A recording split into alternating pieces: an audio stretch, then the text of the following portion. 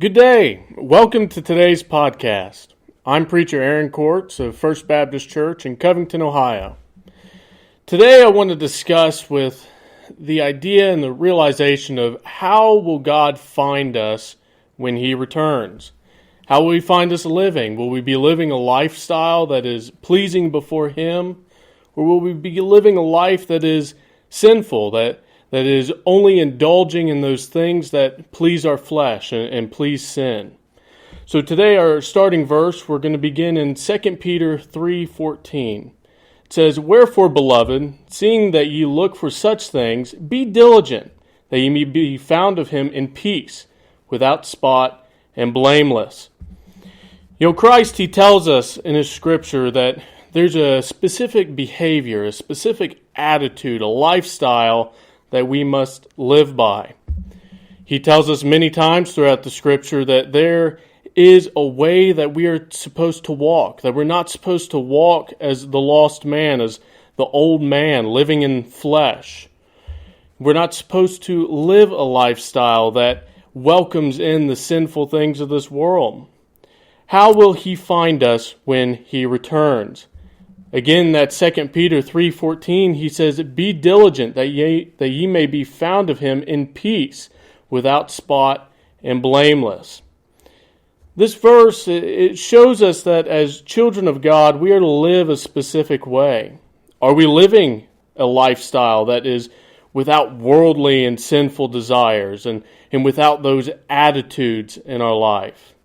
To be blameless and without spot is to remain separated from the sinful things of this world.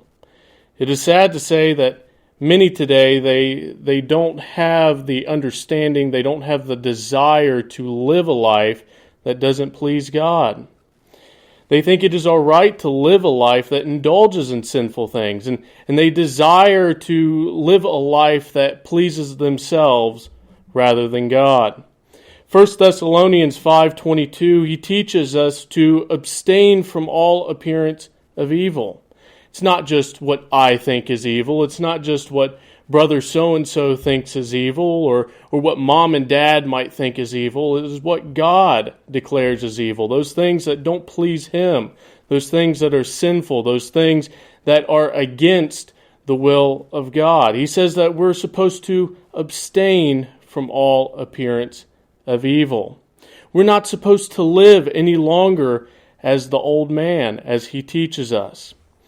Romans 12:1, he shows us, he says, "I beseech you therefore, brethren, by the mercies of God, that ye present your bodies a living sacrifice, holy, acceptable unto God, which is your reasonable service.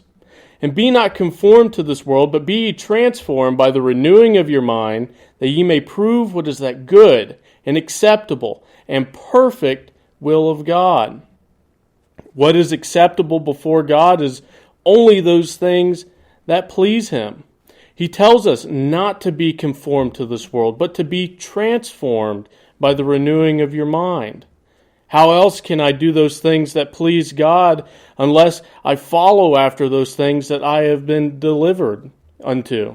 If I live after the things of this world, well, then I'm not pleasing God. But if I live after those things that please God, if I follow Him, well, then I'm going to honor God. I'm going to be acceptable in His sight. I'm going to be following His will. The Bible gives us a wonderful example of Cain and Abel. Cain brought a sacrifice to God that was not pleasing in his eyes, but Abel brought that sacrifice that was pleasing. It was the first fruits of his labor. Are we bringing those first fruits before God, or are we bringing our leftovers, our excess? So how are we serving God? Are we being diligent, as it says back in that 2 Peter 3? Are we being diligent about what we do and truly going forward to honor Christ in everything that we do? Are we presenting our bodies as a living sacrifice before God? Or are we living our lives in sin, living our lives for our own selves? I pray that God shows me how I might live my life and shows me where I err and what I do wrong so that I might better honor Him. Well, this has been Aaron Courts with First Baptist Church. Please tune in next week, and may you have a blessed day.